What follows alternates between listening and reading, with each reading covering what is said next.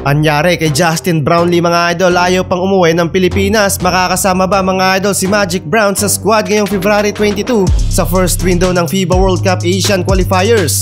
Natalo daw ang Barangay Ginebra dahil walang Brownlee sa Gene Kings. So eto na nga mga idol, positibo pa rin si Coach Tim Cone kahit sa naging early exit ng Barangay Ginebra sa semifinals ng 48th season ng PBA. Marami pa rin mga idol ang hindi makamove on sa naging flawless sweep ng San Miguel Beermen sa Gene Kings. Well, hindi talaga mga idol maiiwasan ang ibang fans na magkaroon ng trash talkan at doubt sa nangyari. First conference ng Barangay Ginebra without Justin Brownlee at na 3-0 pa nga. Pero sa kabila ng mga what if kung may Brownlee lang daw sana, positibo pa rin si Coach Tim Cone sa nangyari at natanggap na daw niya ang pagkatalo. Since 2016 pa mga idol na maglaro ang kanilang resident import, pero na-forced out sa anumang liga dahil nagpositibo daw si Brownlee sa doping test na ginawa ng China matapos ang hindi nila matanggap na pagkatalo sa kamay ng ating national team sa Asian Games noong last October.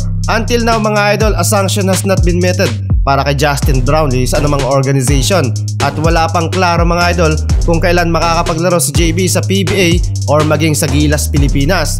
Inamin ni Tim Cone na nasanay silang may dominanting import katulad ni JB sa Barangay Ginebra. Dismayado din mga idol si Coach sa nangyari dahil naging all-out Filipino daw ang lineup dahil wala si JB. Akala niya daw na makakapag-step up lahat ng players sa roster. In absence of Justin Brownlee sa PBA takeover si Tony Bishop. Iba nga lang mga idol ang galaw ni Tony at kay JB, kaya natalo sa conference. Pero natapos mga idol ang karera ng Gene Kings sa pangunguna ni Bishop with 8-3 records, which is good enough din mga idol para may dala nila ang team sa third spot ng playoffs. Samantalang included si Justin Brownlee sa Gilas Pilipinas at bilang naturalized player ng ating national team at sa magiging long-term plan ni Coach Tim Cone.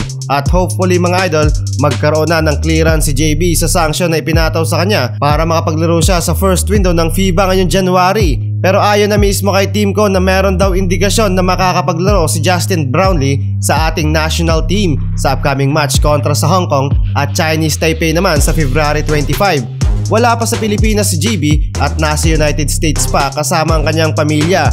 Gusto man daw niya sanang umuwi ng Pilipinas, hindi niya pa daw magagawa sa ngayon dahil sa kalokohang ginawa at pagkainggit ng basketball team ng China ay binaboy nila ang pagkatao ni JB.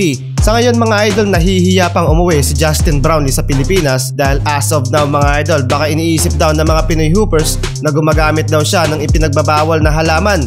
Pinagtanggol naman ito mga idol ni Coach Tim Cone na bakit ka daw mahihiya kung alam mo namang sa sarili mong wala kang ginagawang mali or nagkaroon lang mga idol ng inside job sa proseso ng kanyang doping test. Still proud Pinoy pa rin mga idol dahil isa si JB sa kumana sa Gilas Pilipinas para makuha ang gintong medalya sa basketball na pinagkait sa atin ng halos 6 na dekada.